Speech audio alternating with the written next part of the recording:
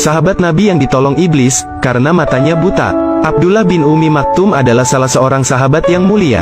Kedua matanya tak berfungsi sehingga ia tak bisa melihat. Dia menjadi salah satu sebab turunnya surah Abasa. Suatu hari, Abdullah bin Ummi Maktum mengikuti pengajian Rasulullah. Karena kondisi fisiknya, yakni matanya yang buta, ia memberanikan diri bertanya kepada Rasulullah. "Wahai Rasulullah, apakah saya juga diwajibkan kendati saya tidak bisa melihat?" tanya Ibnu Ummi Maktum. Rasul menjawab, "Apakah kamu mendengar seruan azan?"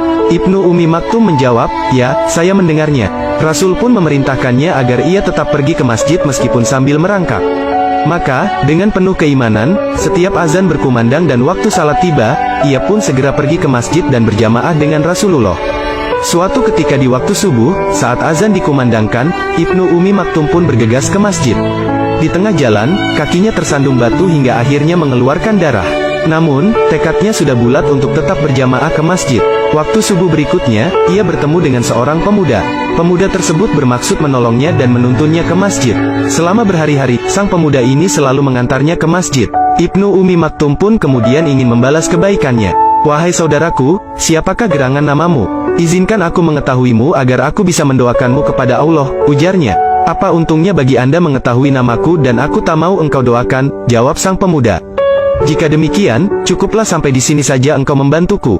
Aku tak mau engkau menolongku lagi sebab engkau tak mau didoakan," tutur Ibnu Ummi Maktum kepada pemuda itu. Maka, sang pemuda ini pun akhirnya mengenalkan diri. "Wahai Ibnu Ummi Maktum, ketahuilah sesungguhnya aku adalah iblis," ujarnya. "Lalu mengapa engkau menolongku dan selalu mengantarkanku ke masjid?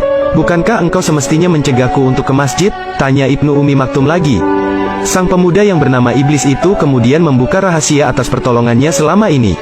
"Wahai Ibnu Ummi Maktum, masih ingatkah engkau beberapa hari yang lalu tatkala engkau hendak ke masjid dan engkau terjatuh? Aku tidak ingin hal itu terulang lagi. Sebab, karena engkau terjatuh, Allah telah mengampuni dosamu yang separuh. Aku takut kalau engkau jatuh lagi Allah akan menghapuskan dosamu yang separuhnya lagi sehingga terhapuslah dosamu seluruhnya. Maka, sia-sialah kami menggodamu selama ini," jawab iblis tersebut. Wallahu a'lam.